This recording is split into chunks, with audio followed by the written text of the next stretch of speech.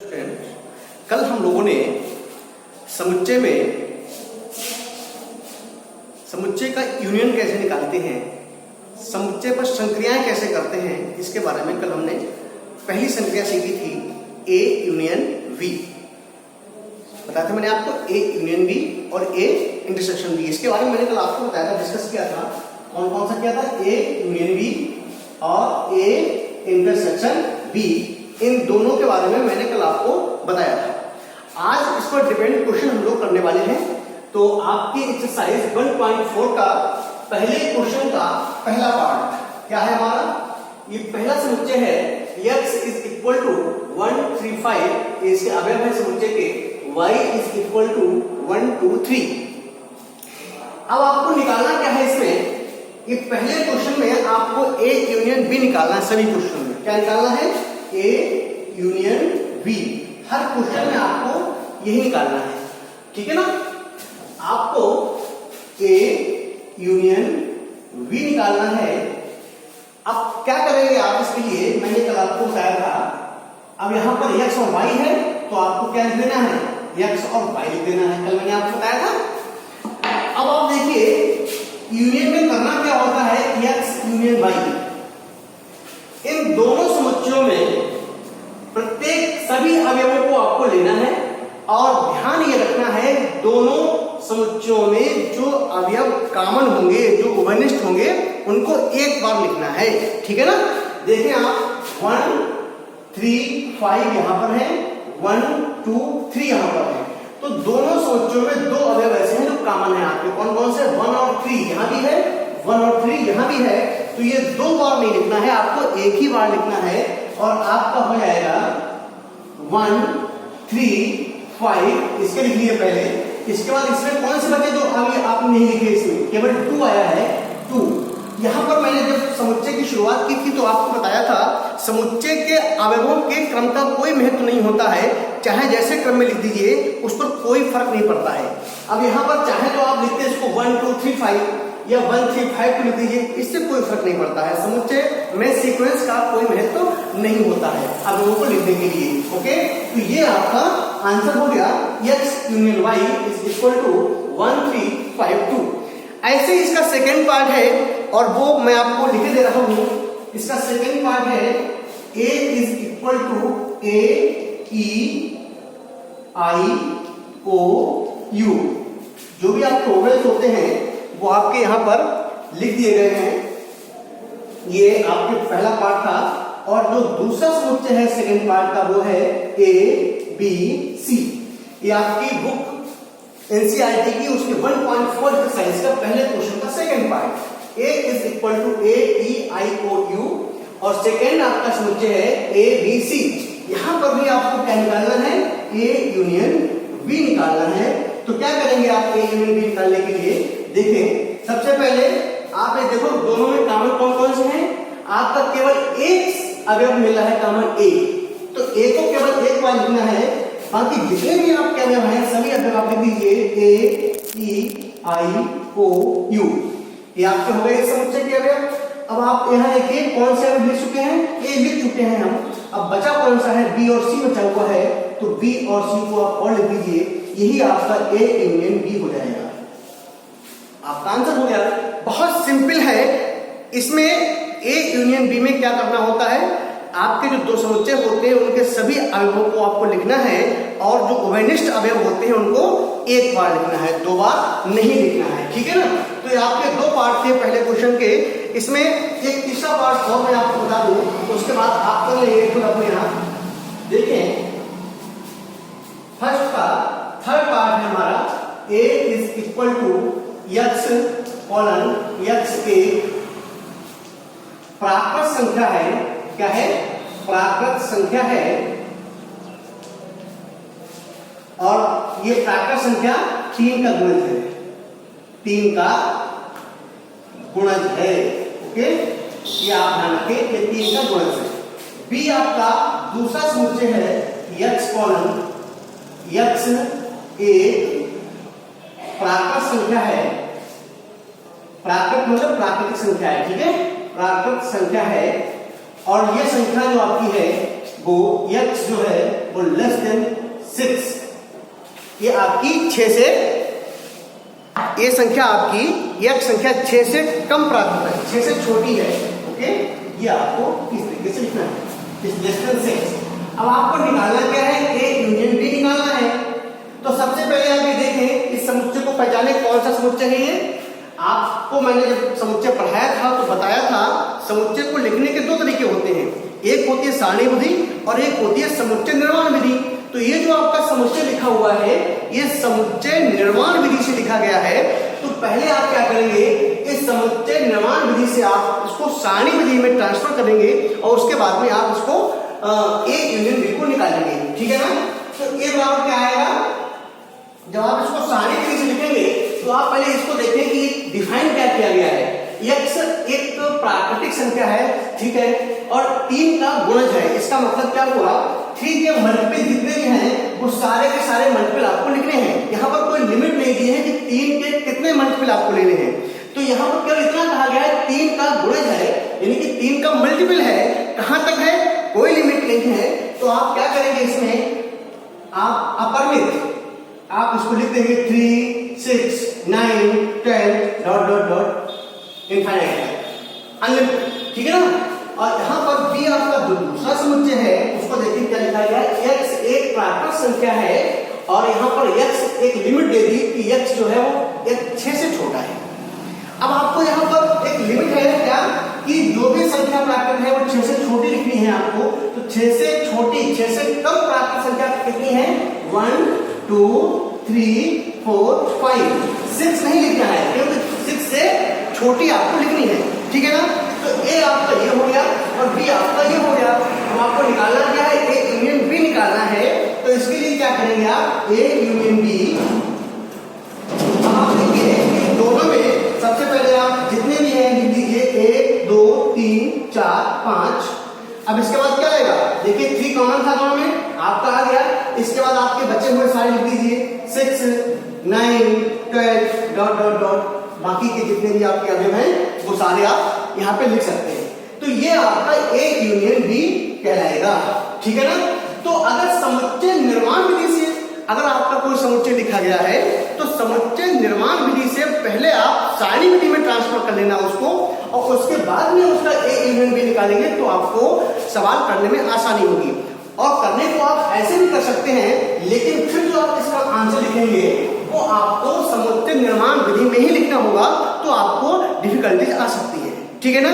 तो आप क्या करेंगे, निर्माण विधि से पहले सारणी विधि में ट्रांसफर कर लीजिए और उसके बाद में आपको कोई दिक्कत नहीं होगी, आराम से आप देख सकते हो जो भी अवयव हैं वो सारे के सारे अवयव आप लिख दीजिए इसमें, ठीक है ना। एक क्वेश्चन मैं आपको इसका और दिखाता हूं, समुच्चय निर्माण विधि से ही वो क्वेश्चन आपका होगा।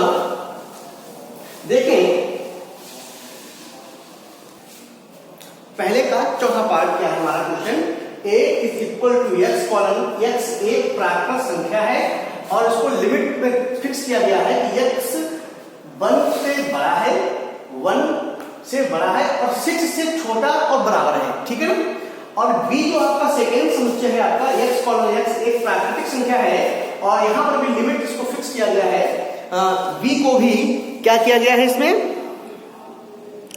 6 से लेकर के और 10 तक है, ये आपका 6 to 10, ये आपका यहाँ पे फिक्स किया गया है कि 6 to 10 आपका होगा। ओके, तो सबसे पहले और निकालना आपको यहाँ भी है क्या, A यूनियन B आपको निकालना है।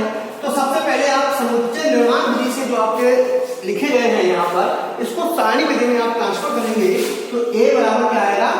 अब देखिए x एक प्राकृतिक संख्या है और 1 से बड़ी और 6 से छोटी और बराबर है, तो 1 से बड़ी संख्या कौन सी, एकदम 2, 3, 4, 5, 6। और B आपका क्या हो जाएगा, देखिए x एक प्राकृतिक संख्या 6 से बड़ी और 10 से छोटी है, तो 6 से बड़ी कौन सी संख्या आएगी, 7, 8, 9 और 10 नहीं आएगा क्योंकि 10 से छोटी है, ठीक है ना। अब आपको निकालना है A यूनियन B, तो A यूनियन B आप देख लीजिए, सभी इसके दोनों के अवयव लिखने हैं और जो कॉमन है उनको आप छोड़ देंगे। तो यहाँ पर देखिए दोनों समुच्चयों में कोई भी अवयव कॉमन नहीं है, तो सारे इसके अवयव और सभी इसके अवयव आप लिख दीजिए बस 2, 3, 4, 5, 6, 7 8 9। ओके, तो इस तरीके से ये आपका ए यूनियन बी हो गया। इसी का पांचवा पार्ट है, बहुत छोटा सा है, ए इज इक्वल टू 1 2 3, ये आपका यहाँ पे, और सेकेंड जो आपका सेट है वो 5। अब आप जानते हैं 5 का मतलब क्या होता है, रिक्त समुच्चय, नल सेट जिसको बोलते हैं। इसमें कोई अवयव होता ही नहीं है। अब जब इसमें कोई अवयव नहीं है और आप इसका ए यूनियन बी निकालेंगे तो इसमें कोई अवयव है नहीं, आपके अवयव है क्या 1 2 3, यही आपका ए यूनियन बी आ जाएगा 1 2 3। तो ये आपका पहले के पांचों पार्ट कंप्लीट कर दिए मैंने, ठीक है ना। अब मैं सेकंड क्वेश्चन आपको बताता हूं, सेकंड क्वेश्चन क्या है। सेकंड क्वेश्चन आपका है, उसने कहा कि समुच्चय ए आपका ए बी है, बी आपका सेकंड समुच्चय ए बी सी इसमें अवयव है। आपसे यहाँ पर दो चीजें उसने पूछी है। पहला क्या पूछा है आपसे, क्या ए उप समुच्चय बी का है, पहले तो आपसे उसने ये पूछा है। सेकंड आपसे पूछा है कि ए यूनियन बी आपको क्या होगा ये निकालना है, ठीक है ना। तो कभी भी आप ध्यान रखें, कोई भी समुच्चय उप समुच्चय कब होता है, जब उसके सारे अवयव दूसरे समुच्चय में मौजूद होते हैं। अब आप देखिए यहाँ पर ए के अवयव क्या है, ए और बी, और बी के अवयव क्या है, ए बी सी। ए के सभी अवयव बी के अवयव हैं, इसका मतलब ए बी का उप समुच्चय है। तो आप यहां लिखेंगे, क्योंकि आप इसको यहां ऐसे डिफाइन कर सकते हैं, क्योंकि समुच्चय ए के सभी अवयव, समुच्चय ए के सभी अवयव समुच्चय बी के अवयव हैं, समुच्चय बी के अवयव हैं, इसलिए आप यहां लिख सकते हैं, इसलिए ए उप समुच्चय है बी का है, ठीक है ना। तो पहली बात उसने पूछी थी आपसे, क्या ए बी का उप समुच्चय है, तो यहां पर आपने दिखा दिया कि ए बी का उप समुच्चय है। सेकेंड उसने पूछा है ए यूनियन बी क्या होगा, तो ए यूनियन बी आप देखें, ए और बी के सभी अवयव आप एक साथ लिख देंगे, ए बी सी, यही आपका ए यूनियन बी हो जाएगा। कंप्लीट, आपके समझ में आ गया होगा। अब नेक्स्ट क्वेश्चन हमारा क्या है, तीसरा, उसको हम लोग देख लें एक बार। हाँ तो देखो तीसरा क्वेश्चन क्या हमारा है, यदि ए और बी दो ऐसे समुच्चय हैं कि समुच्चय ए उप समुच्चय है बी का, ठीक है ना, तो वो आपसे कह रहा है ए यूनियन बी क्या होगा। अब ये बिल्कुल अलग क्वेश्चन है, अभी जो क्वेश्चन आपने लगाए थे उनमें सब में ए और बी के अवयव दिए हुए थे।